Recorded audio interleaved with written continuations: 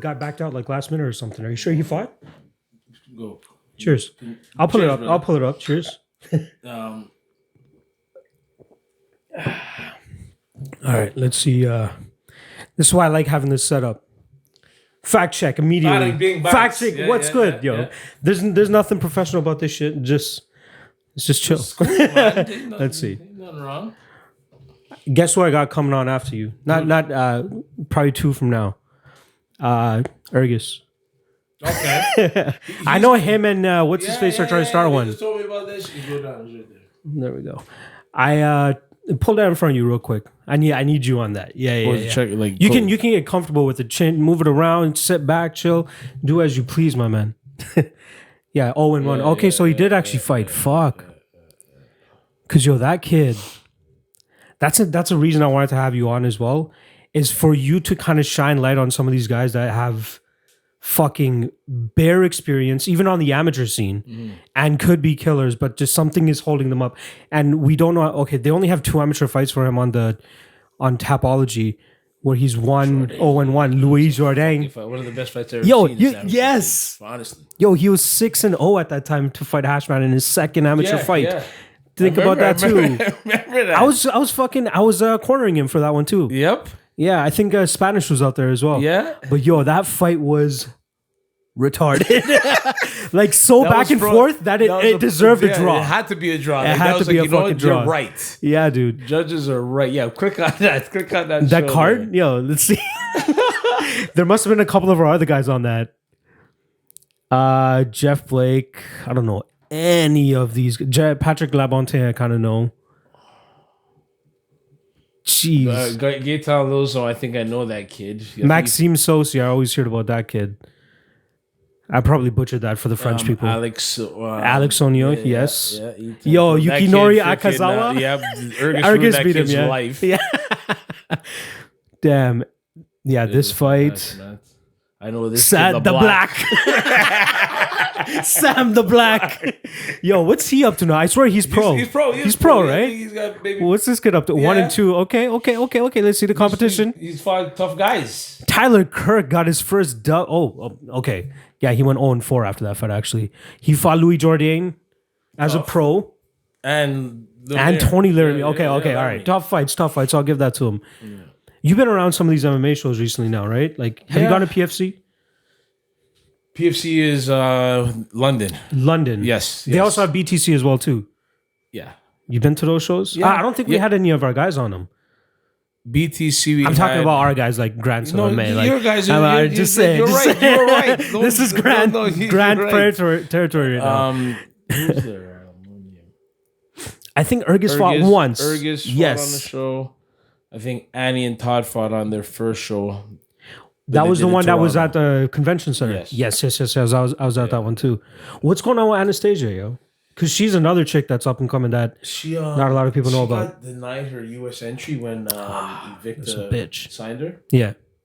So they don't want to rush and do another entry and like ruin her chances on coming back in here. That's so I'm true. trying to get her a fight just to keep her active, which never happened. She was hurt a little bit also this year, so that's good.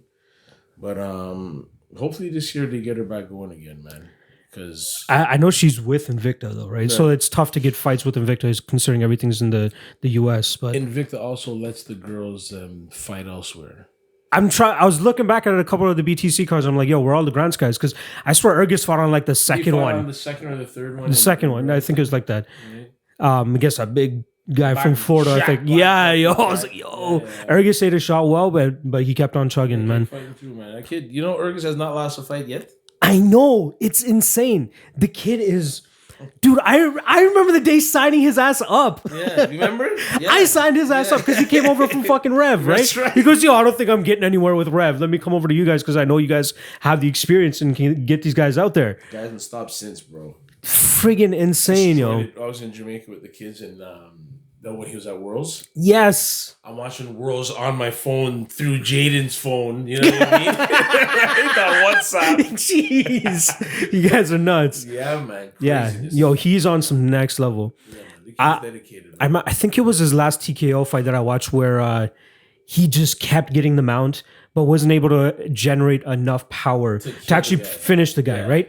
Is there anything? He won the fight by stoppage, but It could have been done earlier. Could have been way done earlier, right?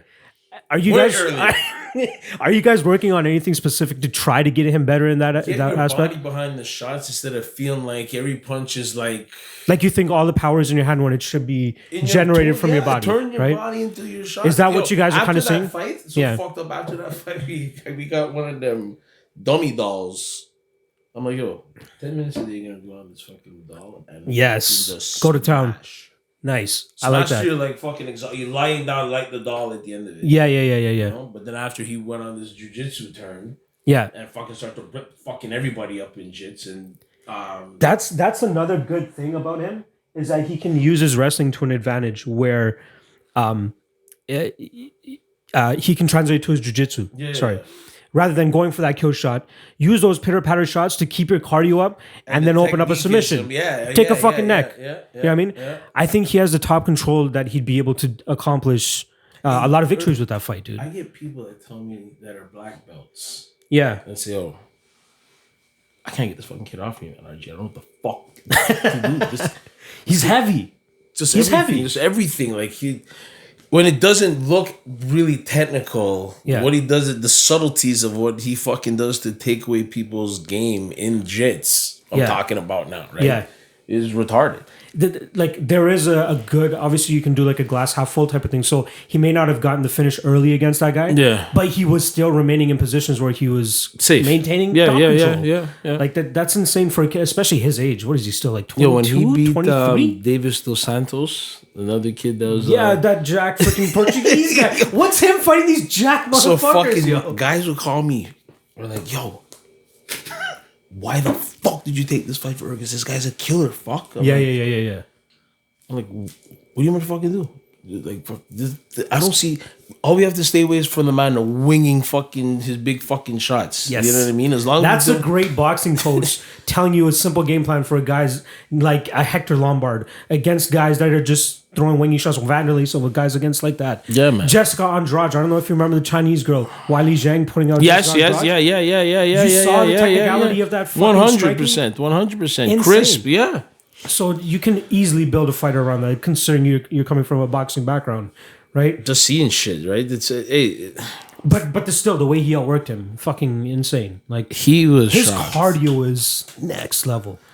When he's in shape, but I think his cardio on top of his will is what makes the that kid is another and his determination.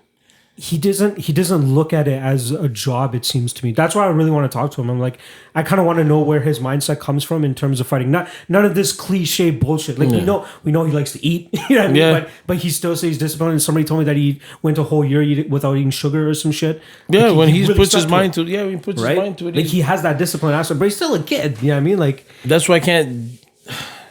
That's why I'm glad he has somebody like you though, because you tell it to him real, and you tell it to him like, we know this is what you want for your life. Like, we know you want to be a UFC champion. Nobody wants to be Bellator champion, blah, blah, blah. He wants to reach the pinnacle. And we believe he has the potential to reach that pinnacle.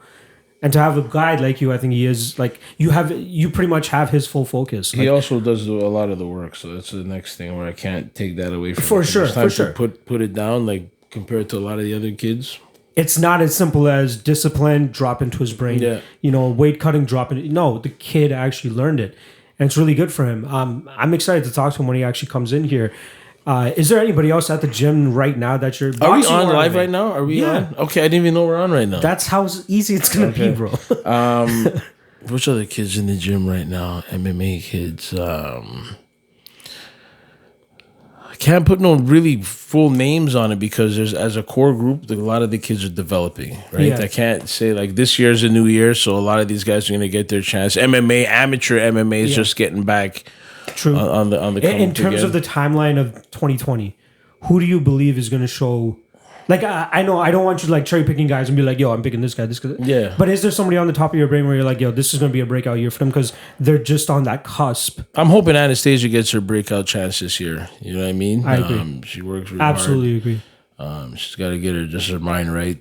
Mm-hmm. Get focused on what she's got to do. But yeah, I hope she gets her chance.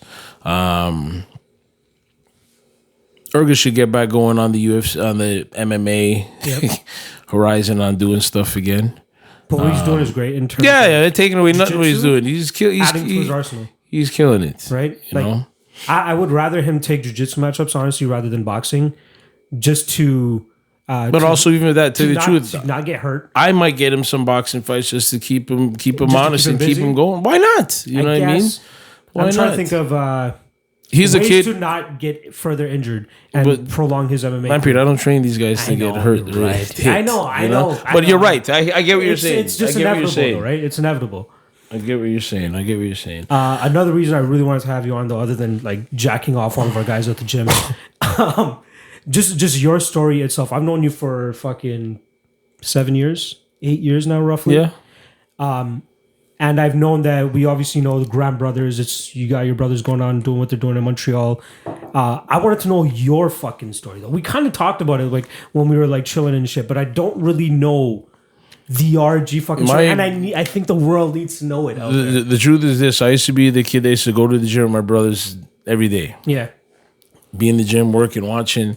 I'm seeing certain sparring match, and even before going to the gym, I used to be Russ Amber's piggyback guy. Yes, meaning I used to bother Russ as a child every day. Shout out Rival to go. Yes, shout out Rival Boxing. To go out to at the time Russ used to work for used to work for Ringside Kansas City. Okay. And he became Ringside Canada, being the distributor of their equipment out here, right? To Ringside, just bumped him out of the, like, all right, we're going to take over. Thanks, Russ. Let's get out of here. And he started doing his own thing. He had his first line was Coach's Choice. Oh, yeah. Right? I'm glad we're at Rival now, but and then he turned into Rival. He's doing his thing, man. But I used to be with Russ at all the fights, any shows. He'd go to work. I'd be like, every morning, I'd be like, Russ's wake-up call. Hey, can you come pick me up? What are you doing today? Can you? And he used to do it all the time. Without fail, he used to stop by me, pick me up. We're on our way to doing whatever we're doing. And then I used to be in the gym all the time with my bros, right? And then I got my chance. I was a multi-sport kid. I used to play football. I used to play basketball. And I used to be in the gym and boxing. So at the time I got my chance, I did my thing. Broke my hand going to provincial or national championship against Joe Chanel, which ended up becoming a world champion with my brothers. Okay. Right? Okay. Like training together? Yeah, my brother started training at become a WBA, I think like welterweight champion. Yeah. Or super welterweight champion, if I'm not mistaken. Yeah, so that was that. And at the time I stopped fighting, I had a lot of injuries. Yeah. We were talking about that earlier outside. I'm like, yo, this guy is fucking... the broken man. He's walking in like the Robaxa set, like man. 7th knee surgery or some shit. Fuck, man. Like, all of it, I always remember that. Like, there's always something aching, and all the time. I know you're always hurting, and I think that's what ultimately led to you not completely following like a boxing career in terms of fighting yourself. Yeah, just my last time when I was mentally thinking, I'm like, let me try and turn pro, man. This thing's going on now. I'm still in Montreal. If you don't mind me asking, like roughly what age were you like? This is 90. I want to say 96, 95. Okay. 97-ish, maybe. We don't have to say age, but it's all good. Yeah, it was around them times. I could have been maybe like 19, 20, 21-ish, you know? Okay, that's before that. Yeah, 19. Yeah. And I hurt my hand on the bag one day, and I'm like, yo, why am I hurting my hand on the bag? That much. And I must have did something again where I'm like, you know what? I'm done with this, man. I can't even hit the bag properly and feeling like I'm having fun like I used to have fun. You know what I mean? It's more pain than pleasure at this point. And at the time, I was going to Vanier College in Montreal, and I got offered a job to teach like boxing as their like one of their curriculums in their intramural like guide program, right? So I had a lot of teachers that used to do my boxing classes when I was in college, right? Hilarious. So that slowly got me in the realm of like coaching and teaching and stuff, right? Then I got my first boxing job outside of that was at this plaza, the Carey Square in Montreal. The Carey Square is like just down the street from TriStar. Okay. That's a little plaza. Area, yo. Just the next block over. Next That's block over from the Julep, right? Is the Carey Square.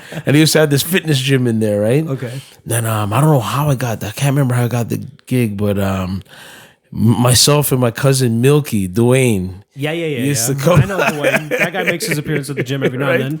Came up and me and him used to run the boxing class out there.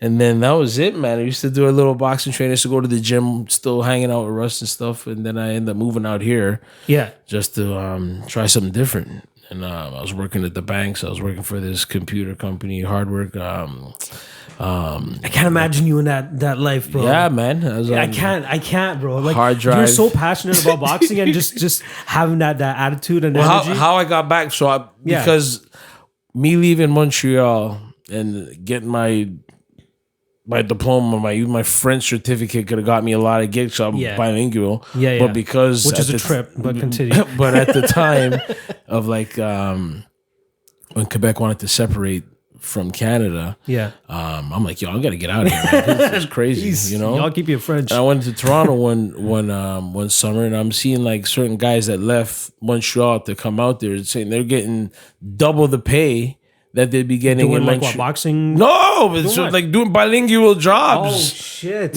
So true. So I was like, yo, I gotta get out of here. Let me see what's going on, and get my application out to a couple spots. I was working, boom, the Manpower and Monster, like Workopolis, and then things were just starting. Monster were just starting. Internet was just cracking off. You're just on that, like, you just got over the hill of electronics. You know what I mean? So got a lot of people giving me a lot of job opportunities, and started working at the bank.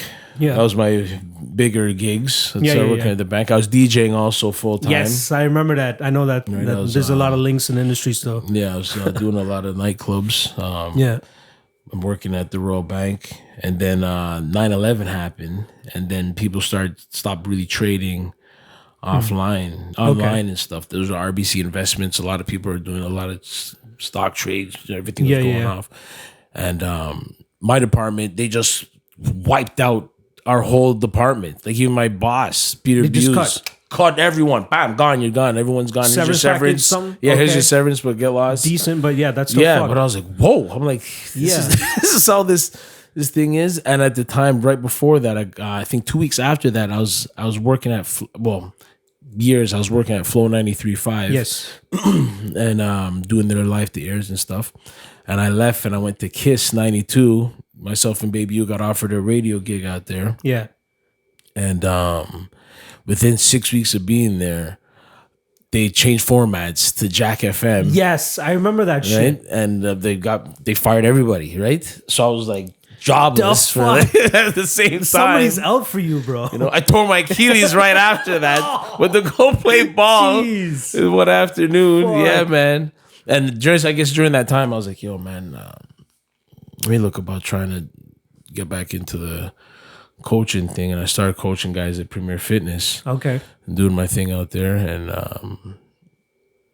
got serious, and then started doing a couple of things. The gym opened up in Montreal, so I was going back and forth, helping my brothers out when they were away with fights, and got them thinking about this MMA stuff. And St. Pierre started training out of there. Then it started to I remember they had some countdowns in their gym over there. Yeah, I remember and that. Then after that, what was that?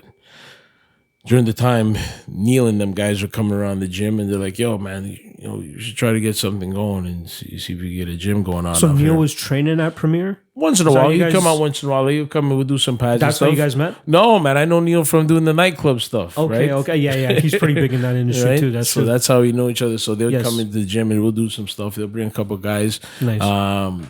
George Yantis, Greek George, that would come to the gym. We call him Greek George, right? Yes. He was at Premier with us back those days, right? He was training. He was the Muay Thai guy, so we made a couple of links. So them guys know each other from Thai. They would come and do. It was just a fun vibe. Perfect. You know what I mean? It was a perfect concoction. Yeah. Of guys So everything meshed on. Long story short, boom, boom. We got the gym going, and it's been working. It's been going ever since, man. Never thinking that this would be like my. Like you didn't think at the age of 20, 21 when you decide to not fight that you would own a gym and training kids. Yeah. You didn't think that wasn't the thing, man. No? I was just trying to do me. You know what I mean? When you hung up the gloves per se, did you know that you wanted to be in the boxing industry still? No. No. It was just if it because when I stopped boxing, I was doing I was DJing. I was more MCing a lot of clubs. Yeah. A lot of fashion shows out in Montreal, little events here and there. Yeah. And then it started to take off a little bit. And then I moved to Toronto. I started to work at the Life nightclub. Yep. Which was bumping Thursday nights back in the days, right? That's where you would find G's, Thursday nights. Thursday, buddy. Fire. Thursday to Sunday. Fire. And I hooked up with this DJ, Baby U. Yeah, and then I know you guys are close. Then we got lucky and we started to travel around the world when DJs weren't touring like that. You know what I mean? Especially from Canada. Yeah. And then we started touring and doing our thing. And then he got offered a gig to come out to Atlanta. He's like, "Yo, man, let's go out to Atlanta, man. Let's get things going." Just like a weekend, like a radio gig. Like you gotta shit. to do a mix show and all this type of stuff. And so maybe you could format and do our thing out there, but you should try to come out here. It's not a lot of this type of stuff. And I was like, man, I don't know, man. Sounds a little out there. I like to visit the States. You know what I mean? Not live there, probably not. But shout out to him. He's killing it right now. Oh, I know. I met him a couple times. He came by the gym a couple times. Super cool, dude. Yeah. He's killing it. So then after that, I just flipped it and we got this gym shit going, man. No, it's a crazy family that you guys have made up of there. Like when did you guys open again? 09 or 11? Yeah. 09? 09, November. I was even looking at old grand videos of the actually I think it was thing. November 08. 08. Yeah. Yeah, because I came by in 2013, I believe it was. So you guys were already open for 5 years at that point. That was the pinnacle of MMA in Toronto. It was busting, yeah. You guys jumped in at the perfect time, in my opinion. But any MMA gym will tell you now that it's a tough business to keep going and going and going. But once we hit that perfect spot, we gained that reputation in the community where we're okay, these guys are respectable. These are. At that point, you guys produced Sean Pierson in the UFC. First, I think he was the first big MMA guy. He was our first. He was our first MMA guy come out of the gym. And you guys got robbed of that fight of the night bonus at UFC 124. I won't bitch about that because I know that it's fucking funny. hurts you too. Me and Sean were talking not too long. I don't want to say a couple weeks ago. We're just reminiscing, just talking, and we're talking about our first fight together. Ricky Goodall, right? Oh yeah. So he goes. We were talking about yeah, man. I said, you rip that kid's head off almost. He goes, what promotion was that for? Because there wasn't much MMA popping in because it was illegal in Ontario at the time, right? This was out east. This was in Halifax. Let me see. Let me pull up. I want to say. Without looking at let's see. You pulling up. I'm gonna fact check your shit right here. If it's the Punisher, Elite.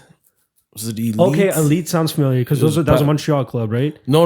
I think the organization could have been Elite. Yeah. This was Pete Martell, or it could have been. You know what? Stop! Don't go. It could have been a Score Fighting Series fight. Also, if it wasn't Elite, which was Pete Martell. Yo, I don't know because I was at. I did the first couple of Score Fighting Series, and I don't remember Sean Pierson there. Ricky Goodall, you just want go back up. Oh, sorry, which one are you talking? Ricky Warriors, the Warrior. Oh, right Warrior one. Warrior so that was a fight right before the 124. Yeah. Where was this? It was in Halifax. No, go down. Doesn't even say anything about it. Go down again. Go down a little bit. Yeah. Do you remember what year? No, it wasn't 2010. Because when did he fight? When did he fight in the UFC? That was April 2011. Check that one. This one, Halifax. I think you're right. That's the one. That's the one. This is the one. Yeah. You can't go in. They don't have the event page, which kind of sucks. Yeah. Go back to the date. They'll probably show the date of the fight again. Oh, load up for me, brother. There we go. October 23rd. Yeah, Halifax. 2010, and then you got the Matt Riddle fight. Oh, that was actually 2 months later. I don't know why I'm thinking April. I'm thinking about the Toronto card. Did you have anybody on that Toronto card? With the Sky Dome. With Shields and stuff. Sean fought on that card. Yes. Sean fought Jake Ellenberger. Yeah. No, dude, the Matt Riddle fight, though. That was the first time they allowed fans to score. I'm sure you already know this. They allowed fans to vote for what the fight of the night should have been. Okay. And I think I remember that. matchup Yeah, got yeah. $100,000 each. Right. And everybody's like, yo, unanimous. Matt Riddle, Sean Pierson, fight of the night. Who won that Easily. night? That You know who won? I don't remember. The people that don't even really need $100,000. GSP and Koscheck. Yeah. GSP Koscheck. Yeah. It was a whatever that's right. fight. That's right. Yeah. It was whatever fight, but remember. everybody knew GSP. Probably not a lot of people saw the Pierson and Matt Riddle fight. Right, because it goes on Spike or something, I think, earlier or it was something. back in the day, 2010. Yeah. I'm sure Pierson's still fucking like, you fucking assholes. Robbed my ass of $100,000 right there. That was insane. And then we also had Mitch Gagnon from the gym. Yeah, Mitch used to come through a little bit Yeah. and help him out. Yeah, shout out to Mitch. Mitch is doing good things. He has his gym Sudbury, right? in Sudbury doing his thing. I think I crashed in a parking lot one time there because we were going to Saskatchewan. We road tripped out there. Okay. Me and my girl. And on the way is fucking Sudbury, wherever the fuck it is. Right. I hit up Velaka. I'm like, yo, you mind if we just crash in the parking lot for like 4 hours, then we'll get the fuck out of there? He goes, yeah, go for it, whatever. It was so sketchy though, like in terms of like, there's like a wooded area around it. So we're like, fuck it. We went to Walmart, parked up in a Walmart and just KO'd for like 4 hours. We didn't bother with the hotel. We didn't bother. We're like, yo, close your eyes. How long is that drive? 28 hours. Wow.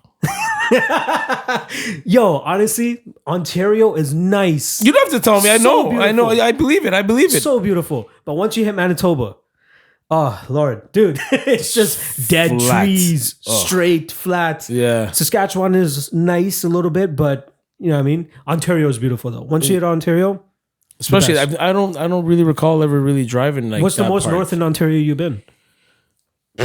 Barrie?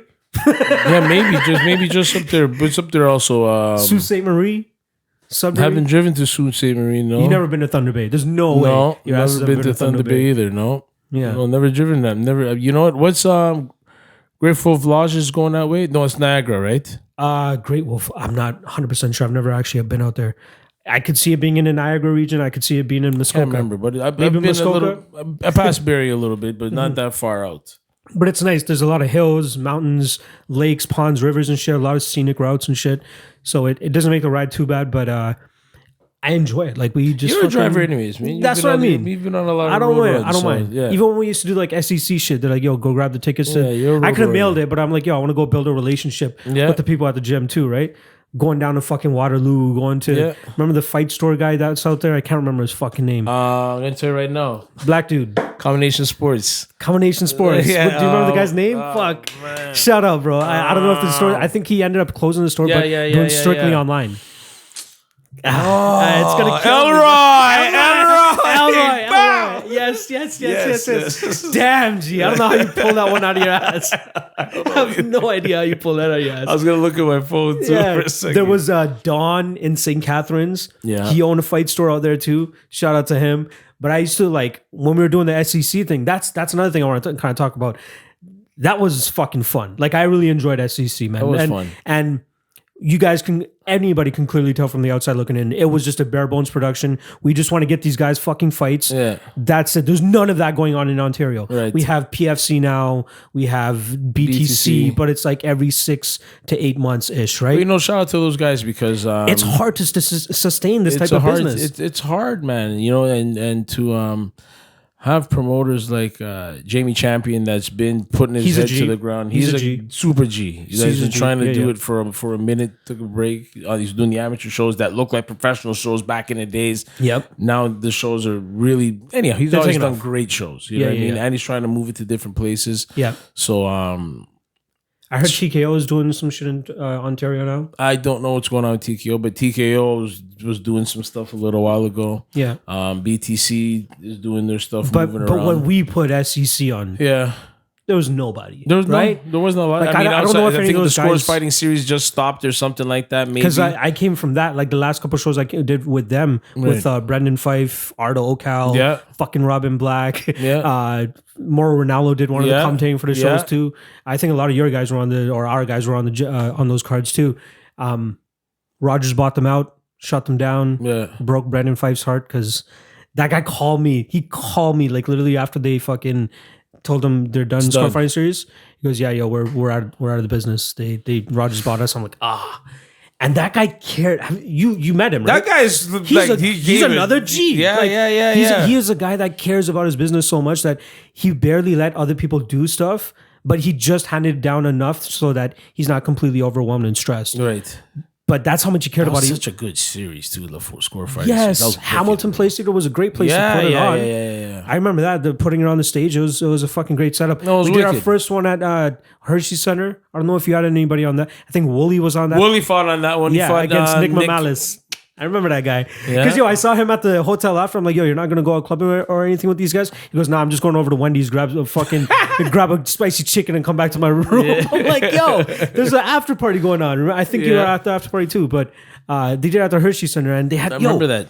Marius Romskis. Yeah. Fucking Jordan Meehan. Sokoju, yep. Roy Boughton or something. I forgot. The guy that Sokoju beat that night, who shouldn't have won. Yeah. In my opinion, I think he got screwed. But we were the cage crew. Me, my brother, my boy. 3 of my boys and my brother. We were the cage crew for that card. Really? So we would open the cage, close the cage, go and fucking wipe it down. Yeah. That's so. Dude, I'm telling you, you're probably looking at me like, you've been pretty much everywhere in the MMA scene. No, you're the guy for a second. Yeah, so messy that I'll get certain guys that are matchmaking now saying, whatever happened to your boy Mampy, whatever happened to, like, I swear to God. Yo. I'm like, Mampy's doing this thing right now. I still talk to Cody a lot too. Yeah. He's in kind of the same sphere as me too. Yeah. I had him on I do a show where I break down the cards and I'll be like, this guy's a good underdog, this guy's a shit favorite, blah, blah, blah, whatever. Yeah. And he came on one time to help me break down a fight. I'm like, sick. Yo, Cody's dope. So I'm going to get him in the studio too. That's the whole point behind this. I'm still like, man, that wall, like behind the camera, completely blank. There's nothing fucking on it. Right. It may not look like that based on this image that you guys are seeing, but that's going to be covered in shit too. My boy makes these. I was looking at them when I came in here, man. There's this Twitter account called MMA History Today. They're on Instagram as well. Every couple months, they'll put out a painting or a drawing like this and just sell like hotcakes. I know the guy. I used to go to high school with him. Oh, he's from out here. Yeah, he's a brown guy. He's super chill. But yeah, he found this business model and fucking killed it. Every day he just puts out like, this is what happened in 2009 on this day. And he's drawing it out. Yeah. And then like Connor and them are like retweeting it. And they're like, so he's just getting maximum exposure, right? And then he teamed up with somebody to put out these paintings and people are loving them. There's so many more. These are like 4 out of, I think they have 12 now. Really? They got some legit. He said he's going to hook me up with some more and I'm going to fill that wall with those as well. It's fucking sick, man. That is sick. The 2 brothers then? Yep, the Diaz. We got Connor up there. There's another one with Connor and Nate, but I'm like, that's too much Connor already. I think one Connor is enough Connors. One Connor is enough. Connors. He's coming back in a couple weeks, 2 weeks. What do you think, bro? I want Cowboy to rip off his head. That's what I'm saying. I love the fucking poster and shit, but I want Cowboy to actually my Cowboy stories. Back to Sean when we were out in Vegas and Cowboy was fighting one of these Diaz, but I think it was Nate. Yes. Yeah, he fought Nate. The same card as Overeem and yes, and Sean fought he fought on that card too. He fought Kim. Young Kim. Yep. So he's in the Cowboys in the same dressing room with us, right? Getting ready and warmed up. I think I was waiting to get some ice or something for the bucket. That's how you feeling, man. He goes, ready to kick some ass. Just deadpan? Just like that. I'm like, with his cowboy hat on and everything. He just got in. Got in the room. Yeah. He lost that fight though, eh? Yeah, he did. Nate beat on him kind of bad, yo. That one was rough. Cowboy's a rude boy though. Like, that guy's one of the real ones. Like, for sure. Real fighter, fight everybody. It takes a Diaz to break a man like that, in my opinion. I want to see Cowboy really put it on Connor. But you know, the one thing, tough, bro. Connor, one thing I give this guy, man. His left hand is stupid. It's good. stupid. He's good, man. The precision and the speed of it is ridiculous. When he launches that left hand, it drops Aldo. He's got good. When he's on, like, I never think in a million years when he's not fighting a wrestler, he does very well. Right. Cowboy has the chops to mix in the wrestling, but I don't think well enough within the first. It's a 5-round fight. So is it a 5-round fight? Yeah, it's a 5-round fight at 170. At 170. Okay. So we've seen Connor slow down against Nate Diaz in the 4th, 5th round.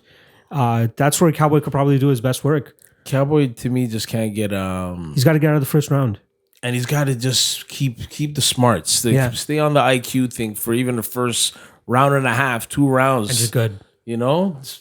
Don't get caught up in the bullshit. Yeah, you know yeah, what I mean? yeah. Sometimes Cowboy gets so wound up at times that... I think that's what... Well, no. I still think Nate's will broke Cowboy more so than Cowboy breaking himself. But yeah, it's intimidating going into the cage against a guy like Conor. Like, he kind of has that allure, unless you're a wrestler, like an Anderson Silva from back in the day. When you go in, like, you have to know that you mentally already beaten the guy. Otherwise, you're losing walking into the cage. Yeah. Right? Chris Weidman was able to do that against Anderson. We obviously, hey, yo, I'm still saying we're the good luck charm because he came out before that fight. Remember? We had Chris Weidman at the gym for a seminar. Was it a seminar? No one came. Right? No, this guy thought like Bad Boy Clothing brought it down. Yep. And this guy ended up knocking out Anderson Silva. I'm just saying he came out to our gym first. Shout out to Chris Weidman. Shout out to Chris Weidman. Wow. Yeah. Do you remember watching the follow up at Wild Wing? Remember that party we had? Yeah. And he fucking busts up Anderson's leg. Holy shit, dude. Gosh. What a turn of events, but at least he still got the fucking victory there. And then it kind of went downhill from him ever since then. Yeah. For Chris. I feel bad, but like he's never really been able to find that. It's tough, man. Like at a certain point, you can only especially take so being much. like a legend, and you know what? He's got a lot of injuries too, Chris, in the last little while too. He's been an injury prone guy. He's been an injury prone guy too, man. Yeah. Tough last fight. Like, why the fuck would he take that fight against Dominic Reyes? The guy that's supposed to fight fucking John Jones now, right? But that was Chris Weidman. Chris fought like the top guy after fighting Anderson. Like he fought all. He was still up there. Yeah. You know what I mean? So man, it was tough to see his fucking fall. But the Conor fight, you see it. I know you want Cowboy to win, but how do you see it going? Actually, who do you think actually wins? I tell you like that. I put it to you like this all the time. Yeah. Conor shut me up. Like when it's like these type of moment fights. You know what I mean? The Aldo one still hurts the most. To be honest, and I was there for that shit. Oh, fucking flew down for that. That was fucking retarded. But yeah. Oh, that one hurt so bad. That one, yeah. 13 because I didn't even have time to like process him. Like what the he deaded him. 13 seconds, bro. What the fuck? Gosh. It was fun partying with the Irish people after I got over it. Oh, the celebration must have been crazy out there. It was crazy, but... Especially, I forgot you went out there for that. Yeah. I forgot, man. That was the card... You were there too, fucking... when Elias fought Thiago. Oh, he fought the day before. Either the day before or the day before that. The day before that, yes. Because they had 3 straight cards that night. That's right, right. Yeah. I came out to that one. You know what? I think that same weekend... Elias fought Thiago Santos. And then I think the day after I left to go, I think to Mexico, if I'm not mistaken. Oh, so you weren't even in Vegas for that. So you left right after. I think Stevie and Kevin Hickson and Jesse fought in Mexico. I think that same weekend. Yeesh. That's another like aspect of your life that like one thing I wanted to touch on. Saudi Arabia. Was that your first time fucking out there? First time out there, You went man. out for Brave CF for Todd? Yeah. How the fuck was that?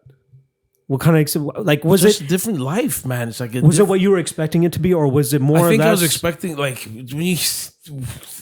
My dad's got me as a youngin as a news kid. You know what I mean? When you see these things, when you think about Saudi Arabia, you think about Saddam Hussein. Yeah, that was running it back in them days. Yeah. My mom is freaking, oh my God, y'all got Saudi Arabia. Oh my gosh. Well, watch out for Saddam Hussein, you know? I'm like, Saddam Hussein's dead, Mom. Like, stop, man. I got video. He's been dead. But just a different like I'm a culture guy. I love different foods. Just try different stuff. Yeah. But beautiful place out there, man. Like outside of like just how like different it is, you know what I mean? Like I'll give you a story. I went to the mall, and the mall's connected to the hotel, right? Okay. So I'm in the mall. I walk in the mall, and there's a guard stomps me. And I'm like, I don't understand what you're saying. So he tells me again in his language, and I'm like, I look down, and I'm wearing army shorts. Oh shit! Right? So I'm like, it's just like second nature to you. You're just like, yo. I'm like, oh my gosh, is this gonna be something right now? So I'm from Canada. Peace. Give me a white flag. So he's like, tell me, like, just go. Like, just get in the mall, man. You stupid Canadian. You know what I mean? Wow. So I get my stuff, I leave the mall, I go back, and I see like one of the people that are helping out with the organization. So I'm like, yo, I said, can I ask you a question, man? I said, I was just walking in the mall and they stopped me saying I'm wearing like army shorts. Is that a problem? Like, that? So the guy looks.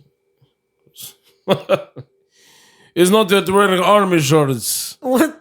Because you're wearing shorts. You can't wear shorts in the mall. I go, you gotta be kidding me, bro. No way. Can't wear shorts in the mall over there. What? That's disrespect. So he's like, listen, do me a favor. He goes, Coach, go back to a mall. He goes, just look and see who wears shorts. Just go and look and see. So I said, all right, let me go to my room. He goes, no, don't go room. Go with your shorts. Go back. They know you now. Right? Go back. He goes, go back 2 minutes. Look, just look for 2 minutes. He goes, kill me. if I see you not come back in 7 minutes, I come and see what's wrong. Dude, that's jokes. But yeah, man, like Besides that, you were like, no, you didn't feel too out of I place. was good. That was if there was the worst thing that happened to me, that was the worst. You know what I mean? But good vibe with that. I got one of my homies that's living out there. Yeah, you were telling me you got at least one person out there. Yeah, that you know. He came and checked. He worked the corner with me in the fight. with just you Todd. two? Yeah, and another cut guy. That was Yeah. But giving him that side of experience of seeing how my work is, I would never know how his work works. You know, fuck that. But yeah, man, we went out there. Todd was a little bit injured going into the fight. Yeah, but, I haven't gotten a chance to see it yet, but I want to look at it, check it out. You know, but going out there, I tell you one thing: going out there, comparisons to the lifestyle and the people in North America are. And Todd being the type of charismatic person that he is, Todd's a guy you can't not like. He's the talking guy. When he's not saying anything. You know what I mean? But that's what you look and you're like, he's that type of guy. Yeah. This experience, man, the people were just more gravitated to just like the wow effect of being around athletes and the fighters and stuff. Todd brought a kid up for. I seen that. Yeah. We're about to do our thing, and I'm like, yo, man, Todd, you're gonna bring this kid up here, man. He goes, I'm gonna bring this kid up, man. He's talking to us. And he tells us he speaks English to the kid, and he's talking that he fights MMA.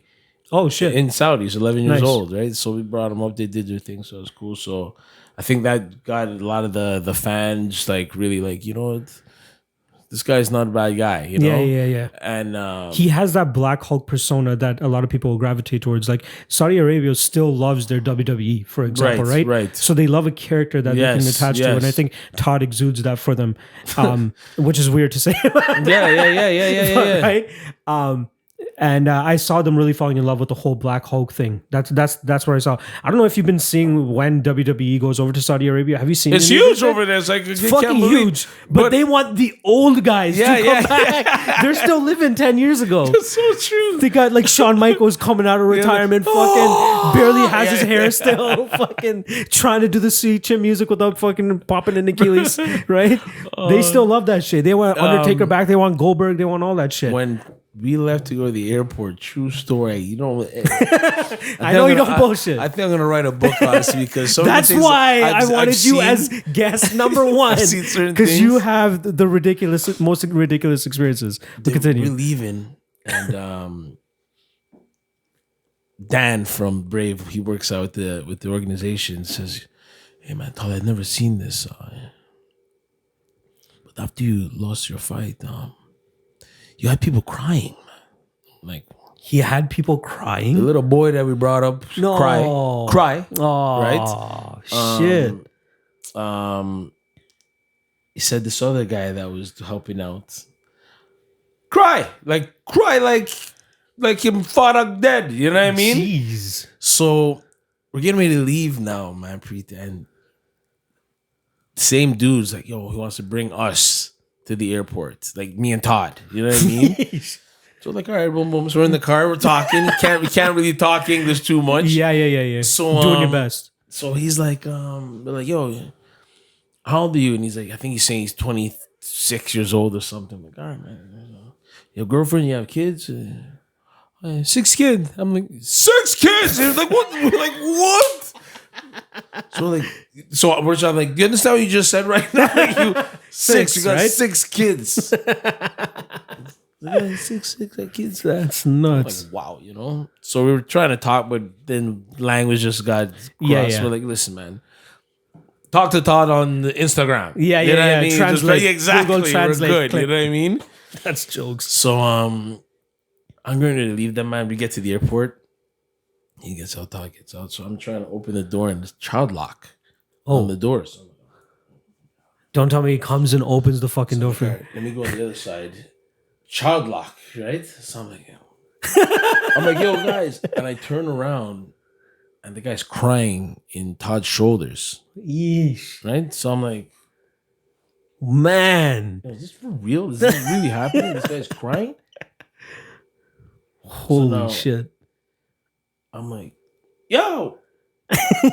Let me like in. he's crying, man, like he just spilled his soul to this guy. honestly, you know what I mean? Like, yo, I'm not gonna see you again, man. Like, you know what I mean? I love you, my brother, you're my brother. So I wind down the window and I open myself and get out, right? So I get out bags. I'm like, yo, man, thanks for everything. Man, just drops my arms and starts crying too, man. To you? So I'm like, yo, man, it's gonna be all right, man. I said, Yeah. Don't worry about that. Todd will be back. Like, Yeah. Don't worry, like, I'm sure they will bring it back anyway. But yeah, it'll be good, right? Just talk on Instagram. done. Friends for life. We're good, man. Family. Okay? Yo, man, I'm wiping the tears off the eye. Don't do that. So we're walking, me and Todd are walking to the door, and I can see Todd looking at me, you know. So I'm walking and look at Todd. And, way to go, asshole. Yo, way to go, man. Breaking these people's hearts and Breaking shit. these motherfuckers' hearts. Oh right my now. God. But yeah, but it's just show you the type of impact. Yes. They really get attached. Yeah, man, it's a different life over there, man. Right? So, man, you could, I guess, really touch people in a certain way that they feel like they're a part of something, man. You know. Look how much they're able to put into the show to make people care about the fighters enough. Shows a nice show over there, man. I'm telling you That's right now, that's man, one thing that a lot of regional shows are hard to get to that level. probably one of the nicest shows I've ever been to. I've been They to a treat you lot of nice? these shows, man. They treat you nice. Nice. The show's nice. I saw the plays. Dodd was doing a little bit of a Cribs thing. Crib's showing off nice. the The Crib's nice. You know what I mean? Like the everything was just done. Like the way fighters want to feel, you know what I'm saying? Like I do this every week. I know. You know what I mean? I travel. You've seen it all. I travel too much. You know? I've seen the crappiest of crap hotels. You know what I mean? To the lying promoters. You know what I mean? To the worst. You know what I mean? Warming up in kitchens.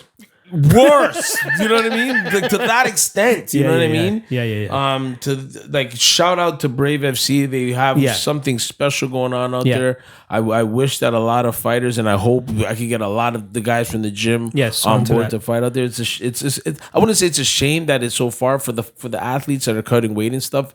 I get that the travel is a little bit hard. Yeah. How long was the trip? Man, that was because what is it? Toronto straight to. We went to Toronto, Dubai no? to Saudi. Mm-hmm. So like I'll say like maybe like 16, 17 hours. Like any layover? Flight. Yeah, we stopped in Dubai like each way, right? And then wait for like hour? 4 hours. 4 hours. Yeah. Okay, that's anything over an hour in terms of waiting for a layover. 2 hours. Going there wasn't that bad. Going there was actually felt pretty fast. Is this the most exotic place you think you've ever had a fighter go out and fight? Not exotic, but like. Is this one of the places you expected to have one of your fighters ever fight? Never. But like, is there another place that comes to mind where you're like, I never expected to have a fighter fighting here? When Steve fought at Madison Square, man, like that was the thing that like I'm not. Damn. Remember, I'm not one of those guys that I'm a bucket list. Oh, my bucket list for my life is like that. Madison Square Garden. Yeah. O2. No. So I remember the two places that I always said, wow, I'd like to always be a part. Of the show. You know what I mean? And Madison Square, for some reason, was a place where I've been invited there numerous of times to go watch David Lemieux fight, other guys fight. I said, I'm not going out there for boxing unless I'm a part of the show the first time, but I'll go out there for a concert. I'll go out there and watch basketball. I'll watch the Knicks. Completely different setup. You know what I mean? Yeah, I know what you mean. But for boxing, the first thing I wanted to go is to go out there to be a part of it. Be a part of the show. And Steve was the main event there. So that was was crazy. That's insane. Another place was the Masonic Temple in Detroit. Is that like a classic to me, boxing like type of? Yeah, like to me, like it's like a cathedral, man. It's like to me, it's a boxing monument, like the Madison Square Garden is. Okay. Like Sugar Ray Robinson's fought out there. Yeah. Joe Louis has fought on those places. Is it an arena or is it? What is it? Like it would be like the equivalent of like a Massey Hall down here. Oh You know wow! what I mean? Okay, so like more intimate vibe. Yeah, like it's you know just what I mean? it's the grassroots. Like it's like a Massey Hall mixed with like the Phoenix Concert Theater type of thing. Yeah, you know yeah, what I mean? yeah. And they have different little concert hall rooms type, you know, with the Hamilton Place seating. Oh, okay, You get- okay, you yeah, get- theater style seating. Yes, shit. that yeah, vibes, right? Yeah. That's So, pretty sick. That's sick. So all the legends like Yeah. Tommy Hearns has fought in there. You know what I mean? So Interesting. having Kalunga fight in there, like I think it's his first pro fight. I'm in the place looking around like I don't know if I yo, I can do can't this. guys. believe this, man. Like I got this kid's first pro fight in a place where Joe Louis and Sugar Ray Robinson like used to just like this is like this is a boxing monument to What's me, the you know? basketball equivalent? J starts with the J. It's a park that everybody's known to go to. Oh, like Rutgers Rucker Park. Park. Yeah, Why am I yeah, saying yeah. J? Like Rutgers Rucker Park. Yeah, It's kind of like something that. like that in a Just to come up. yeah, man. Like Okay. like but also like a Still a stage. standpoint. Yeah, Yeah. man. You know. No, that's sick. So yeah, Masonic Temple, yeah. Madison Square Garden, Saudi Arabia. What was the arena out there? Was it an arena? Was it a? Man, it was like an arena type stadium type place. Because I see they actually had like the walkout. yeah, That's what they do for most of it. Because I think Tariq's fought out there a couple times. Yeah, yeah. I know a couple guys. My guy Gary fought out there a couple times as well. Louis from Indian guy. Montreal. Oh, Louis.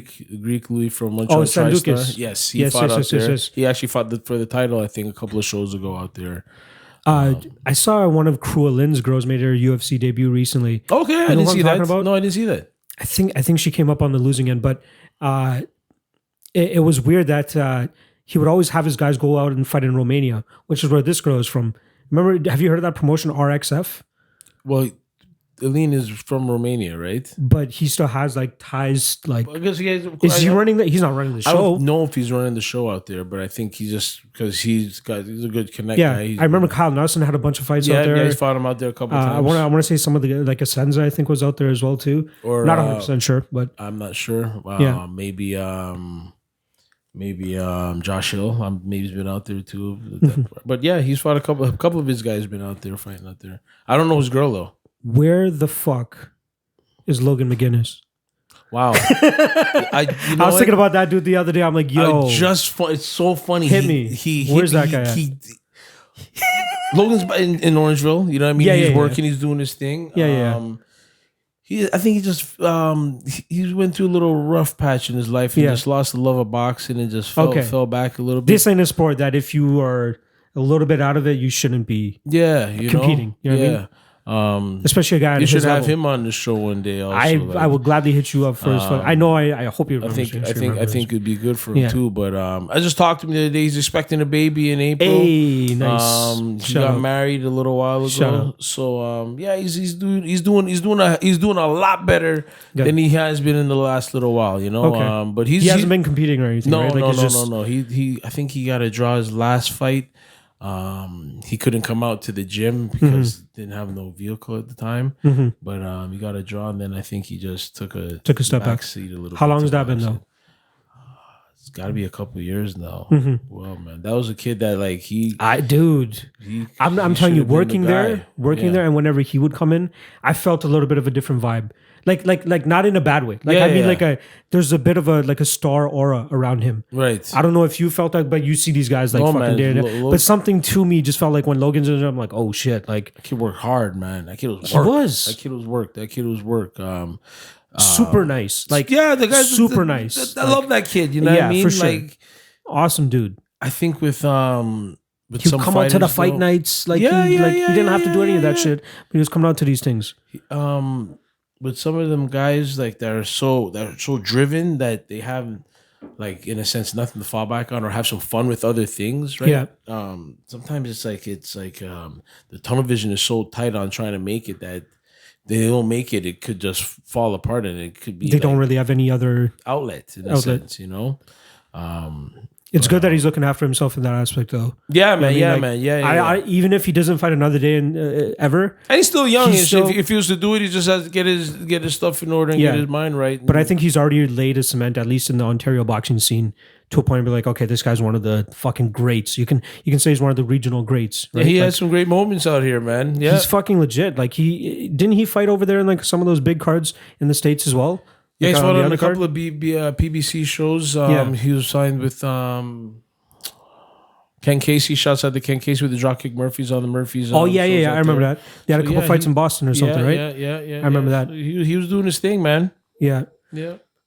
Any other boxing people that you're looking at that we got in the gym right now that we should be keeping an eye out for? Sook Deep. I don't know if you remember Sook. Sook. I'm on this guy's Snapchat all the time. He was Sook is signing endorsement deals, suits and shit. What the fuck? What is this Shouts kid? out to King and Vade too. They held dude. me down with something nice. Hey, nice. But Chop off the coach. Yes, I like it. Sook is doing his thing right now, so it's great to see like how he's flourishing right now. He won an IBA title not too long ago. Seen that. So just to get things going in 2020 right now and keep it moving. He comes a lot back and forth from India and here, right? Like but we just went back home for the holidays and stuff. Yeah, But he's been out here for a little while now. But yeah, he does the back and forth stuff. it's good to see him have success. And maybe even see what kind of impact he can have in like fights that normally take place in Brampton, right? He's mainly on that United card, which happens at Hershey or Powerade. No, it's at Powerade. Powerade, It used to be yeah. at Hershey, but it's at Powerade now. Yeah, but it's a staple. Like they have this core group of fans that will always come out and watch boxing fights. They always sell well, at least from the shows that I've been to. Yep. That's kind of what an MMA promotion needs. I think that's what BTC and those guys are. But those guys are consistent. Those guys are always trying to do like selling out shows. 5 or 6 shows a year, you know? I'm going to tell you a funny fucking story. A couple of days ago, I went to a wrestling event. You ever been to a regional wrestling event? You ever been to a wrestling event ever? 100. I used to be the wrestling WWE, freak. I used to go to WWF shows when they used to be at Paul Sauve Arena in Montreal, where Andre the Giant was like just coming up. You know what I mean? Okay. Like in the So 80s. you were in it. Have you been to any new age wrestling? Like WWE era? Have you ever done anything like that? I've been to a couple of shows, but not like really enjoying them the way they used to be. You know what I mean? But it's lost its grip. Yeah. So I went to a regional. Right. When I mean regional, super regional at a bar. Actually, you might even know this bar, the Rock Pile. I know the Rock Pile. I know the guys that run Rock Pile, actually. Yeah, man. 427 there. 427 Dundas. Yeah.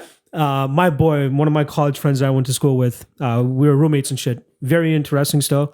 And he's like, yo, come out to this one with me. I'm like, all right, whatever. Like, I always say no, but like, I have shit that I'm doing. Right. But I'm like, all right, I'll take you up on the offer this time. Head over to the Rock Pile. I'm like, all right, wait a second. Let me think about this. What kind of crowd am I walking into? Right. Brown guy, walk into this bar, face tattoos everywhere, beer everywhere, smelling of beer. Their washrooms look like shit. Yeah. I'm like, all right, I guess. Then I saw another brown guy there. I'm like, all right, cool. All right. Okay, There's at good. least 2 of us. So I'm good. We're safe. But yo, it was so grungy and weird. Like, it's the promotion's called Death Proof. Okay. So take what you want from the name already. Like a metal guys doing Their main event, a cheese grater match. No, don't tell me guys are grating their face with the thing. I wish I had pictures on me right now, but they had like a crutch with cheese graters put on them. Oh. Like glued onto them, and they're just whacking each other with them and shit. Then there's times where they're like pressing them against their face, and there was a lot of blood. Yeah, it was fucked. Like real guys Real that like blood. Yeah. It wasn't, and those guys ain't gonna make it. Those guys. No. No. I almost threw up. Anyway. But the commitment that the crowd has to the show. Yeah. Because it seems like the point I was trying to make about it is that crowd seems to come to every fucking show. Right. Because How much people guys come to the show? $20 a pop plus $40 for VIP, which a lot of people seem to fucking get. Right. There was maybe 200 people, 150 to 200 people there, if that. Right. And they're just diehard. They know these wrestlers, like they know all of them. I didn't know anybody. I have no idea who the fuck these guys are. There's a guy called the Green Phantom that just looks like this jacked black dude that's just too tall, doesn't really wrestle much, but is able to throw people around. And he calls himself the Green Phantom while doing the Hulk Hogan pose. Oh my god! Now, wearing anything green? All green. Green luchador mask. Not even showing his face. I'm telling you, dude. People fucking love him. But yeah, the commitment that they made with the crowd and the crowd made with the wrestlers, they come out to every show, so they have that consistent amount of group of people coming out to the shows. That's what we're trying to get in MMA. I don't know if BTC is going to be able to pull that off. I don't know if PFC is going to be able to pull. I think PFC a little bit more because London just has that. People came out like that Windsor show they had the other day. That Elias fought on. Yeah. That they had some people out there, man. So they have a community there that they all want to see come out there. Yeah. It's tough to build that in MMA and then still make enough money to be able to put on more shows because it's hard. That's why there was no SEC3. Let's be honest. The commission and stuff. There's new commissioner now. Yes. Who's the guy running it now? Luke. Okay, maybe I'm thinking about somebody else. Alex Gasson is a part of it as well, isn't he not? He works. He's one of the inspectors. I swear I saw him a part of the commission too. So yeah, Ken Hayashi's gone, which is, a lot of people are singing praises about that. They're trying to change a couple of things now out there when it comes to the boxing and stuff. They still use the unified rules of mixed martial arts for their day before weigh-ins and stuff like that. So I don't think they're going to change all that stuff. But yeah, man. I mean, these promoters are doing their shows now. PFC, BTC. Hopefully, there's maybe one or two more that might be popping up. To get some stuff done. Because when you think about these other regions, even the West Coast, like they got the ones that have been there for fucking ever. Yeah, I mean, the only West Coast one that looks like it fell off a little bit or not doing it is Hard Knocks. That's actually the first one I was going to bring up. I'm like, now that I'm thinking about it, they haven't been around for a while, but Unified is still doing shows. Yep. There's that fight night show that always happens every now and then. Z Promotions or whatever the fuck they are. Z Promotions, right. Battlefield out west. Yeah. Which is, those guys never release any of their footage, which is such a pain. Like, and they don't really have a lot of Ontario Unified guys doesn't do that either. They don't bring a lot of their like. No. They just keep it West Coast. Yeah. They keep it West Coast. Which I get it. If it's a cost value and stuff, I understand, Going through SEC, we obviously saw that. Like, we wanted to get as many local fucking guys as possible to keep the cost low. But they've been holding strong. Like, I'm trying to figure out why they are able to always generate enough people, or if it's also the commission fees and all that type of stuff. I think that probably fees are different out there and stuff. Why it probably works a little more consistent. We had so much to fucking pay. Like, that was insane. And just like how you're talking about that wrestling promotion, they got their diehard fans that have probably been going to the shows for the last little while. And they just keep coming back. Show, but let's go again. I wish we could have got that going with something, but it's tough. Yep. You guys still doing like fight nights at the gym, like amateur? We're gonna start doing them again. I want to start actually some shows out in probably March. I'm actually thinking about it as we get back on Monday to start seeing if we get some stuff popping off and book certain dates. Got a good little core of amateur kids out of the gym. When it comes to even the boxing, even Brazilian Jiu-Jitsu, Jaden is starting to get some guys like going again with the Muay Thai and kickboxing stuff. Because I always get those calls, but we don't have like the real guys that are ready to actually do it. Or consistently training to actually show us that you want to compete, know? But hopefully this year we'll get a new realm of athlete type fighters that want to get going. On a young, I'm talking about the beginner guys. Yeah. I like seeing the beginner guys start and get going because it's like you're seeing the progression. You're seeing the dirt flourish and the flowers. You must have seen so many fucking kids out there that are like taking the game from 1 to 100. Or sometimes they'll take it and then after this, like, I got a girlfriend. I'm not doing this right now. You've seen that a lot. Oh man, have you seriously seen a lot more of those heartbreaks than really? Yeah, or kids like I'm just gonna stop doing this now, man. I don't know, man. I'm like, are you kidding, man? Go, man. Certain kids, I'm good with it now, where I could read certain kids if they're gonna want to do it. And I'll tell some of the guys in the gym, I said, this kid ain't gonna do it. Why you say that? I'm like, because his phone is on the floor, first of all, to watch himself train for Instagram. Okay, that's one. That's the one thing that pisses me off the most, bro. I hate it. I get some fighters are trying to do it for their social media image and all that type of stuff. You're you're just nobody. You just started yesterday, okay? Yeah, you didn't even have a pro fight or anything yet. Just let's chill out on that shit. Yeah. Is there one name that really comes to mind for you where you're like, I wish this kid kept going? There's one name that I think that you're gonna say, but I don't even have to say his real name because we always give him a nickname. Man. Chuck, not Chuck. Oh no, not Chuck. No Chuck. I remember Chuck. Yeah. Shoulder. Shoulder too. Had a lot of potential. Yeah. Right. Truckload of potential, but just another one. Like just, but also he's doing great. He's fucking killing it with the school and shit. I think he left school and stuff. University, so right? I can't. Of course. You're doing something. I get it. But just for your like selfishness of like wanting a boxing star. Education's key for me. Like for sure. It's hard out there, especially with the young black kids. You know what I mean? So like I'm not mad at him, but I know he's still young and stupid. Yeah. So if he boxed a little bit still, and probably would have helped him in other parts of his life too. On a different level of focus. Yeah. But he's doing his school stuff, so. And engineering's not easy, you know. No, of course not. And I think now he's doing his the things with the gym and stuff where I really love that the kids come around and still like I always kept it real with them, so they always come back and tell me what they're doing, and I'm like yo, I love it, you know. I love to hear that type of stuff, you know. Yeah. You just have that vibe about you, though, dude. Like I kind of wanted to start off the show, but like again, I'm just doing it as casual as possible. We'll do another one. Well, dude, trust me, this is gonna keep going, and then we're gonna eventually do another one, a couple months. But whenever you walk into a fucking room, everybody knows you're there. Like that's the type of guy that you are in a positive way. I don't get that. I hear you, but I just don't get that. You just have this type of enthusiasm, like. We know when you're on your off day and you're just like, all right, yo, let G do his thing. You know what I mean? But I'm never on that is 1% of RG. That is 1%. You'll probably see it one day out of the year. But other than that, you know you're always having a good time when you're on RG. I try to keep it positive, man. Like life is hard, man. Like I'm blessed to say I've never really come from like hard life and struggle. And, yeah. My parents split when I was a kid, but like I still shout out to Papa Grant. Had a shot with him back in Montreal when we came out for a fight out there. But anyway, I know you remember that.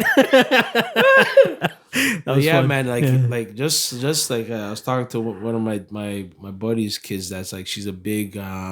She's the first, I think, under 15 or 15-year-old kid that's on the senior national soccer team. Damn, that's been killing it like since she's been a child, and I've seen the grind with the parents bringing the kid to practice and doing all kinds of stuff. And I'm just trying to show her. I said, yo, listen to me. I said, don't think like you might get to these certain levels and doing certain things that at 15 years old that it's the job is done and all this type of stuff. I said, please. I said, keep at it. Keep on it. Keep the same hunger and stay motivated. You know what I mean? Because there's going to be that kid that's behind you that's trying to take what you're getting and try to be the youngest 14-year-old playing senior ball. Yeah. You know what I mean? Just stay consistent, man. Stay hungry. I already know you're humble because you're not that type of kid, but stay on it, man. Once you stay on it and you just want to get what's next. Yeah. Something's got to happen. I'm like that with these guys in the gym. Like for sure. Like if I wasn't as eager and motivated on seeing who wants it, if not more than me, I think it's going to be working the way it's working at the gym. And that's just, I'm not even talking about the business. Yeah. You know what I'm talking about? Like on this, these guys' dreams. Yeah. You know what I'm saying?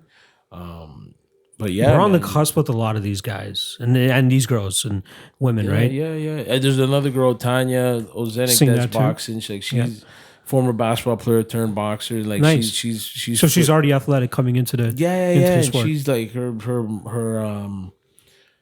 will to want to get there is like that. There's nothing like you teach. Like she's come from a different country to make it out here. You know that's what I mean? Crazy. So like, shout out to her, man. She's being real persistent on getting stuff happening and getting stuff done. So something's got to happen. I know something's got to give if you're trying to put it in that way. Just stay on it. You can't. Everyone has bad days. Everyone got problems. Like there's always going to be obstacles there, man. You just have to get over it. Yeah. Keep going. You know what I mean? That's real. That's how I do my stuff. Things happen. I can't be sitting there. Oh my god. I know. Stressing out. I can't be. Could happen. All right. Let me just deal with this thing and keep it moving, man. Yeah. That's kind of why I think everybody is really attracted to you, just to that mindset that you have I mean, a lot of the fighters And a lot of lean fighters on you for don't that do type it. There are a lot of stuff fighters, too. I'm not going to lie, a lot of these guys can't do it. Everyone's built differently. You know what I mean? Everyone is built differently. But you do a really good job in terms of like even mid-fight. Like I've seen you in corners where like guys look like they're exhausted as fuck, but you get their mind like, okay, clear everything the fuck else out. This This is what round the one. fuck This we're doing. round one again. This is what the Like, fuck we're doing. You know what I mean? I love watching fight videos where you're the corner because you can always hear you. And which is fucking great because you're fully invested in it. You know what you're looking for, and you're trying to give your fighter what they need to get to that next milestone or step up in that round or whatever the fuck it is. Like in the Urgus fight, perfectly. Like you knew when to look for the takedowns. You're telling him to just keep it loose on the feet. He's gonna expect you to take him down now, so just fucking use your boxing now. Let's play around with that, and then let the takedowns come to themselves. It's funny, with MMA, yeah, and them guys will know it. In the gym, I don't know no terms too tough. You know what I mean? I ain't giving you the real MMA terminology. No, but what you give them is what they need. They know what they're doing. Yeah, they know exactly what they're doing. yeah. Like I love when they bust out the gi on you. You still have it in the corner of the You know what? I have it at office? home now. It's It's at at home. home. It's It's at home moved now. positions. It's at home. Okay. Now. But I made a promise. I made a promise to a couple of the guys. I'm gonna come and do. You can't be doing it with your fucking knee and I'll be your doing it. fucking They'll feel my Achilles. brace. Come You know what I on, mean? dude. Are you kidding me? No, Just the comprehension stuff. If I'm gonna Yeah. be rolling to my like this next decade, Yeah. I'll try it again just to feel like I just don't like that chest to chest pressure. I just don't. I'm not used to keeping guys that close to me. Yeah, keeping people on the end of the jab. I told her, I guess I'll start rolling a little bit just to, and he's good like that too. So Yeah. I saw actually I think Todd put out a video when you guys were in fucking Saudi Arabia, and I saw you like warming up on the mats or something. I don't know if you were getting ready to grapple with this dude. I'm like, ooh. no, just a little pummeling Okay. and stuff. No, I'm like, G, keep Just it together. Just pummeling. 'Cause the truth is, I couldn't even have anybody really wrote the guy because he was hurt a little bit, right? So, Yeah, true. And I think they knew that, so they like wanted to initiate the takedown with Todd during the fight. Yeah. But yeah. It seems like they're gonna have him back out though. Oh yeah, they'll have him. They back like out him. there. They love him. Yeah. They also like him. Todd, like anything else, when you get certain opportunities, man, you gotta get. You already got the ball. Yeah. Take it to the hoop. Go. You know what I mean? Get to Yeah. the end zone, man. Yeah, you know, yeah. there's gonna be some people that ain't trying to let you get there. Yeah. But get there. You know what I mean? The people put a lot of the promotion was around the kid running out there the other day, Yeah. which was nuts. You know what I mean? And he's got the character for it. You know what I mean? But it just has to like he knows already. Like I told him, I said, listen, you giving impactful moments to a lot of these kids out here, and people, big men. Are crying, man. Like, dude, take that in. Like, that's not a lot of people get that, man. Like you can build off of that too. Be dedicated in your last lap of doing this thing. You know what I mean? Something good could happen to this if you just dedicate your life to really wanting to become a champion. But it's not just the work when you want to work. You got to work when you don't want to work. That's what builds champions. You know what I mean? The times when you don't. He has all the skill. Yeah, man. He has all the what skill for sure. He has all the stuff. Realistically, Todd should be an undefeated fighter. Yeah. A lot of guys that Todd's lost to, two of them went to the UFC like not too long right after that. You know what I'm saying? So it's not else. like. And that fucking the win they took away from him is such bullshit. I ain't even talking about that. That's so bullshit, dude. The fuck kind of bullshit? To a loss? Yeah. Even on Tapology, it says loss via choke. So if somebody's just scanning the page, they're going to be like, oh, we got choked out. Yeah. No, motherfucker. Make it a draw. Make it a no contest. Yeah. That's Quebec Commission, right? Yeah. Fuck those guys. Yeah, but I love Quebec Commission, actually. can't I had some good experiences out there. as much as it's a small thing. Yeah. You gotta be conscious of what you're putting in or what you're For doing sure. and all that type of stuff. You For know sure. what I mean, like, fuck, that's. But you shouldn't be doctored as an L. Like I get it. That's long term hurting his ability to get better fights. And I shit. know Brave didn't have it as an L on their thing. They're like, we're not looking at this as a loss. No, Good. You know, That's good. I'm glad they did that. yeah. Did you guys have to bring it up to them, or was it? No, like, they did it. Just knew? Yeah, they did it on their own. That's fucking good. Just want to talk about the gym. 2020. Is there anything that you're kind of expecting from the gym? Anything that you want to do big in the gym? And you guys already know we're doing this out of Toronto, so best MMA gym in Toronto easily. I may have a lot of bias in that, but what do you guys want to accomplish in 2020? Is there anything off the top of your head? I know I'm putting you on the spot here because I'm like, yo, no. I we're just want fucking talking here. I would love the gym to flourish. That we have like 100 more members. I feel like we're like knocking on the door of that. Like we're just because we have that family environment. We have that fucking I just got the energy, everything. I would like to see it flourish to the point that I could hire a bunch of new kids to work at a different location, and this could. But I want more.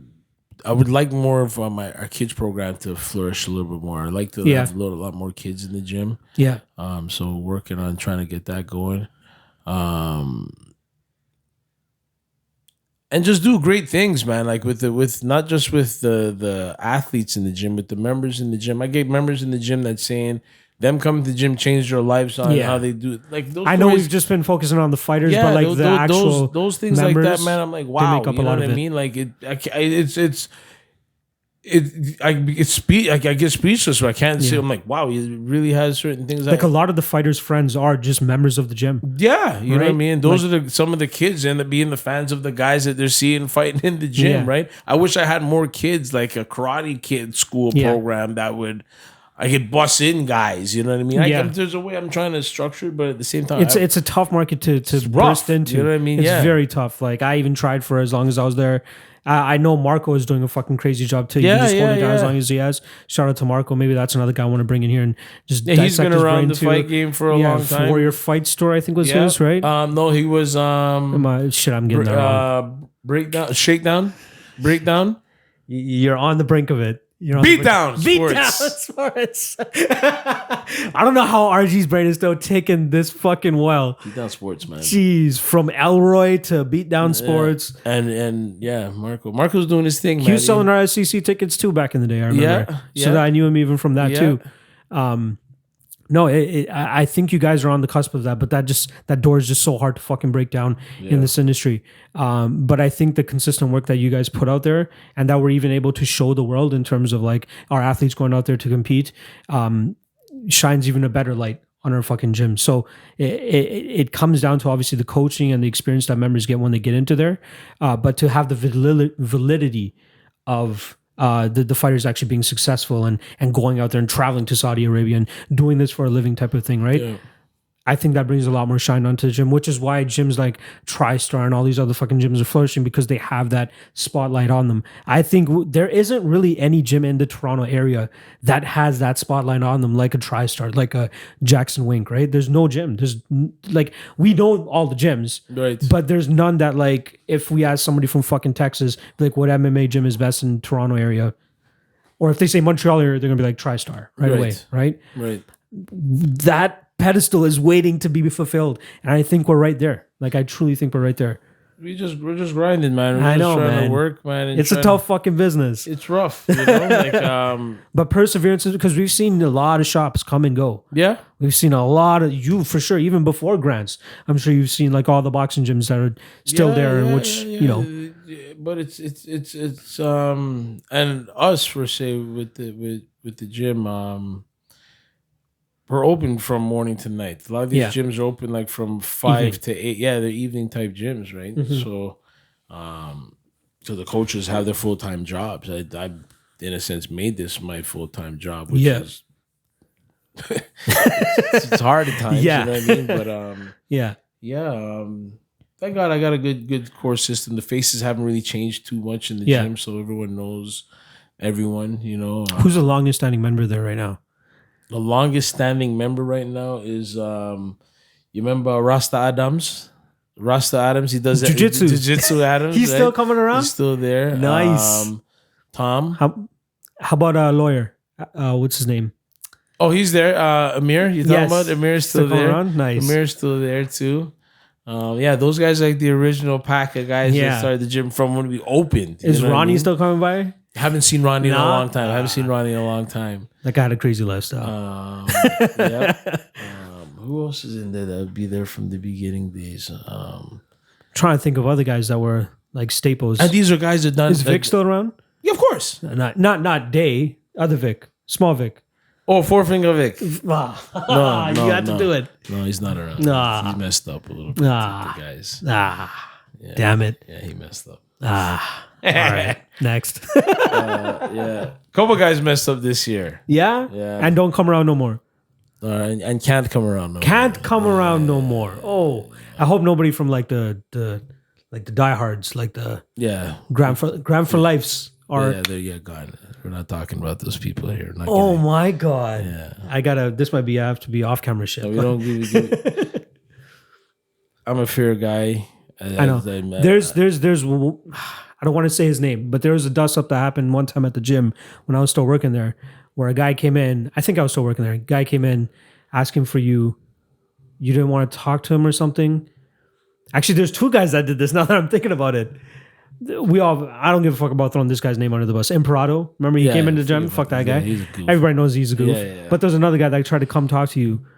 But and then he said, fuck you, RG, or fuck RG, or something like that. And I've always held that. Because I wasn't there, but it hurt me when I heard that. You can't do that in the fucking gym. In RG's gym, you can't say fuck RG. I can't remember who it is. You know who the fuck this is. He still works with Mr. Almaz. Okay, but that kid's got problems. You know what I mean? That's one guy I can't respect after he did something like that. Can't be doing that in fucking a guy's gym. Problems. But you know what? Like, certain I'm not trying to talk shit about him, but I'm just saying. But he must have been one of the. Yeah. Perfect. Good.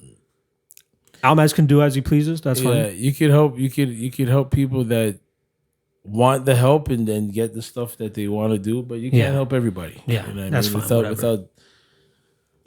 I'm too grown to give people the bullshit talks right now, especially certain guys that are just not with me no more. Like, I get it, it's cool. It don't scratch off my back. I still got to keep the ball moving. Like, I'll tell you right now, I'm not one of them guys who's gonna sit there and cry. If I do, I'll get it out, and it's a different thing. Like, I ain't got no time for that shit. You know what I mean, I got you have a fucking grand family already. Yeah. And I got a family of my own at home. Exactly. I'm not even talking about those, but yes, those two. But yeah, like, so you're right. With a lot of the stuff that like was that's transpired in the last little while, which things happen. You know what I mean? Like I'm saying, you get your highs and lows in everything. You know, so. You just got to keep it moving, man. To the ones that are real and the ones that wants to do it, that's been about doing it, that knows what it takes. Yeah. You got the ball, just keep it moving. Yeah. Perfect. I love that. We're going to end off on one last thing, though. Yep. What's one boxing match that you really want to see in 2020? I would like to see Terrence Crawford and Errol Spence. That's the one that I've been hearing the most. Yeah, I mean, I'd like to see. Like, I follow boxing, but not to the extent of you. Yeah. So just to hear that confirmation from you, we'll break down. Well, I'm totally down for that shit too. We'll have a more boxing centered. I mean, we'll do fights. I know, whatever the fuck it is. But yeah, like to me, Terrence Crawford is my guy for a little while. You know what I mean? And like, I remember you singing his praises back in the day. I remember. He's got a mean streak, and like people are seeing it now, and like for boxing's sake, the fights that need to happen should just happen now, instead of feeling like promotions and all these guys are, oh, we can't take this fight, no, we don't want to fight, oh, you're with this guy, you're a golden boy, you're with this one, you're with him, you're like, kill that. Like, boxing needs fights. You know what I mean? And that's what's gonna make it. To me, boxing is not and will never go anywhere. But I mean, for the people, you know what I mean? Like the boxing fans and the people that want to see the mega fights and the unification title fights. I still don't know if Errol Spence and Terrence Crawford Jr. would do that. Junior, why am I saying Junior? But I don't think that fight would do that. Like, it would do it for the hardcores. Yes. For sure. And then they'll start flipping into the other bigger fights. Like, for me, it's like the only fights I'm really looking for. Exactly. But I want to see Wilder Fury. That's happening. But that's going to happen. That's happening in February. Then people are going to want to see the Joshua. Yes. But we don't know if we're going to get the Joshua one, right? Like, that one, they should know. Who Eddie Hearn, motherfucker. Like, you should know by now. You tested fate. You lost. Yes. But you still managed to come back. Okay, you saved some face there. But you're still playing with fire. If he gets another loss, is it going to be more impactful? I don't like, now that he's the champ again. Like, so they're going to wait for this fight to happen. He might have a mandatory with one of his belts. That's a weird thing I've never understood about boxing. But you got to whatever. Those are guys ranked. They're coming up for your title. If you have like 3 of them, you're gonna have to fight your mandatories once in a while. This boxing's not like how boxing was back in the day. Me and Todd were in the plane watching some Ali documentaries. Like, Ali's fighting this guy, that guy, this guy again, because all the hitters. All the time. You know what I mean? All the hitters all the time. Yeah, you know what I mean? Because that's what it was. You're the best. You think the man of the man, let's go. And they make it happen, right? Now, no one wants to fight nobody anymore. You know what I mean? Like, it's sad. Like, I think Fury is one of the last ones. Like, That's a I real feel like guy. he's That's a guy real that yeah. doesn't give a fuck. I'll fight anybody. He's that guy. You know Wilder what I mean? too, to an extent, I think. No. Interesting. Interesting. At least from what I've seen from him, he seems like a guy that's. I want to fight Joshua right now. Yeah, but I want to fight Fury. But right the now. truth is this: to fight Joshua right now, for Joshua to make the money that he's used to making, the fight has to go in Europe. This Which guy is sells cool. out the O2 Do a arena. Like, rematch why is he right gonna away. go? Why is Do a he gonna rematch go? right Why away. am I going to Vegas? Yeah, that's true. At the most 17. How much people could sell at this MGM like again? MGM. Well, they do T-Mobile now, which is roughly around 20,000. But yeah, Compared to 80,000, you know what I mean? they The charge money's a little bit different. less there, but obviously you're making more just due to the bare quantity of it. It's a business at the same Yeah. time, and I get why some of these guys are like, no, you got to bring it to America. No, you got to bring it to Europe. I get it, but make Yeah. it happen, man. You guys are making money at the end of the day. You It's think not- Fury beats Wilder this time? Yes. I do too. Yeah. Just to tell you right now, with Wilder, though, man, That punching power. Are you kidding me? it's unreal. You remember when fucking Fury got up? We were at Golden Gloves tournament. Horace's team, Gideon Boxing Academy, and Yes. my guys. Shout out. We rented a mansion house in that. Oh in Niagara, shit! Right? Oh shit! So Sick. the fight was on. So all of us, like a big boxing around the group, TV. sitting Yeah, around yeah. the TV watching this thing. And he went down the first time. He got back up. We're like, all right, so he's boxing. I'm like, yeah. I'm like, come on. I'm like, Fury won me that night. You know what I mean? Yeah, So I yeah, was yeah, a yeah. Fury fan. Oh yeah, interesting. I'm like, yo, man, this guy's boxing so smart for a guy that hasn't boxed in so I know. long and lost so much weight to put on this. Boom! And he gets hit. He's down like, Round 10. no way. Yeah. And then he lifts up and gets up. We're like, yo. And then he Wins the round. wins the round. the fuck? Yo. You have to score that a Wilder round though, right? Just being technical, like It was a knockdown. it has to be a Wilder Yeah, round. that's- Either way. yeah. But insane for him to come back to actually win that fucking round. And yeah, that kind of won me over officially, but I would still already want. Like I love his act. Like Yeah. you see he's coming out in fucking Mexican suits and fucking full American suits shit. Apollo Like Creed. okay, who's gonna fucking yell like whatever they call it, the social justice warrior bullshit that's going on right now. Cultural appropriation. Who's gonna yell that shit? Nobody's yelling that. No, man, he puts on Everybody loves him. and he backs it up. Exactly. And he backs it up. No, I'm super excited. I think that's February. I think they Yeah. already booked it, right?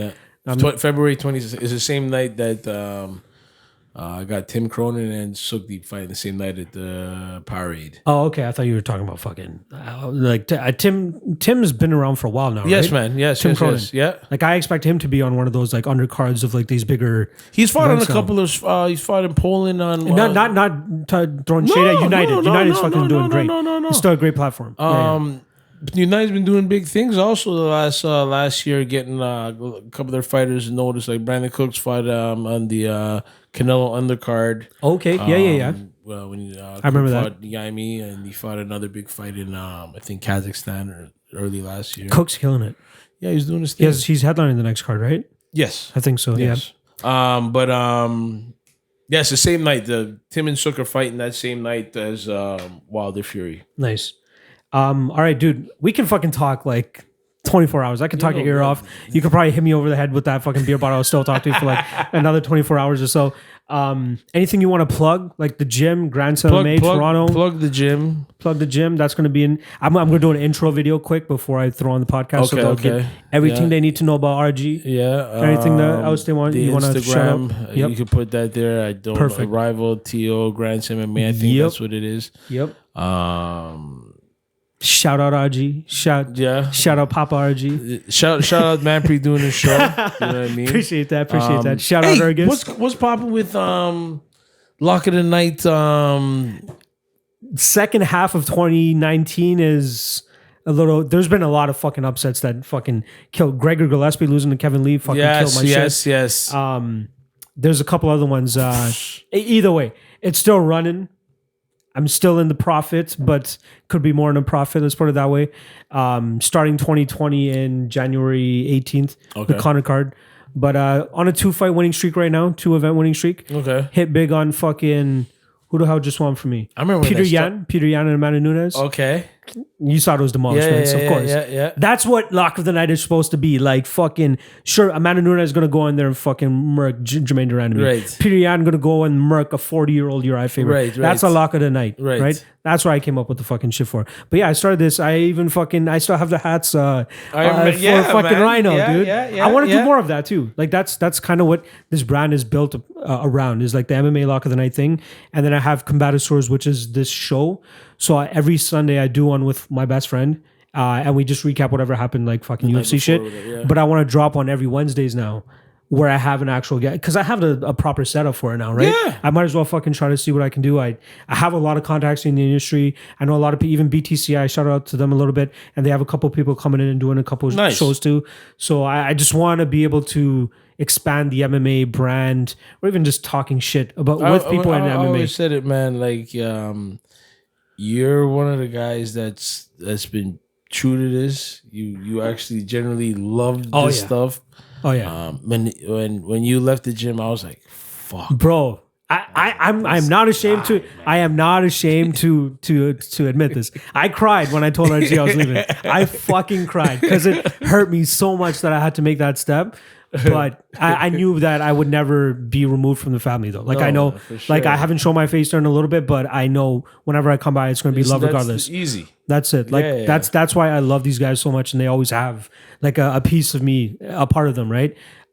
That's where I met my soon-to-be wife. You see all that? Right? y'all played matchmaker for me there. You know what I mean? Yeah. No, but the experience that I had there was like second to none. Like, I loved fucking working there. I didn't feel like I was being like watched down or anything like that. Like, you guys gave me the ball and just told me to run with it, and I did the best I could at certain points. But I feel like Marco's doing a lot better of a job than I'd be able to do in that.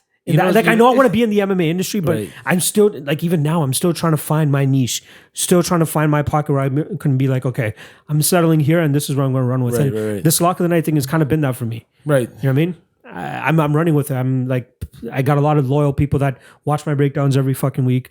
I'm hoping that this is going to be another addition to something that they can get behind too. Like, I just want to talk to you. I don't want to, all right, we got RG here. How's the gym going, guys? You know what I mean? Like, I want to just talk shit, and let's just talk about either it's MMA, personal shit, whatever the fuck it is. And to have guys like you and Ergus, I know is going to be a lot of fun to talk to as well, right? That's what I want to try to run with and see how far I can take this Lock of the Night brand. You're gonna get it going. Trust me. I know I'm going to be sponsoring a couple more of your fighters soon, but sponsor me, man. Yeah. should I take over the gym? MMA Lock of the Night. MMA Toronto Grand Brothers. No, brother. Nah. Sponsor my life. Don't kill me. But yeah, RG, I appreciate you coming in, bro. Man. Keep doing the thing. I know I'm going to see you at least in another couple months. I'm not going to hound you every fucking week. Don't worry. When I can come, I'll come. You know that. I know. I appreciate it. All right. Thanks for joining us. Peace. And then I'll have all of his info below. All right.